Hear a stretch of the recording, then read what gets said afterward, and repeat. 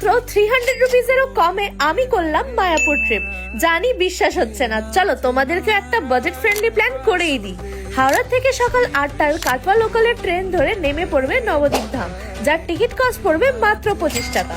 দেন নেমে 20 টাকা দিয়ে টোটো করে চলে এসো বড়াল ঘাটে। সেখান থেকে লঞ্চ বা নৌকা করে আসতে হবে মায়াপুর ঘাট। লঞ্চে আসলে 10 রুপিস, নৌকায় আসলে 5 রুপিস। সত্যি আমাদের কলকাতা বলেই এত কম খরচে ট্রাভেল পসিবল। স্টে এর জন্য একটা খুবই budget friendly river facing property আছে, যেটা ইসকন মন্দির থেকে জাস্ট 5 মিনিট ওয়াকিং ডিস্টেন্সে। ডিটেলস লাগলে ডু কমেন্ট স্টে। এরপর সাইট সিইং এর জন্য একটা টোটো নিয়ে নিয়েছিলাম। নতুন টুরিস্ট দেখে বেশি টাকা চাইতে পারে, অবশ্যই দরদাম করবে। আমরা দুজন ছিলাম, তো পার হেড পড়েছে জাস্ট 100 রুপিস। তারপর লাঞ্চে মন্দিরের মহাপ্রসাদটা কিন্তু মাস্ট, যেটা আমার কস্ট পড়েছে মাত্র 80 রুপিস। আর প্রসাদের স্বাদ বলে বোঝাতেই পারবো না। তারপর ফাইনালি ফেরা হলো ঘাট পার করে কৃষ্ণনগর হয়ে ট্রেনে, যার ওভারঅল কস্ট পড়েছিল মাত্র 55। এই পুরো ট্রিপে আমার স্পেন্ড হয়েছে মাত্র 293।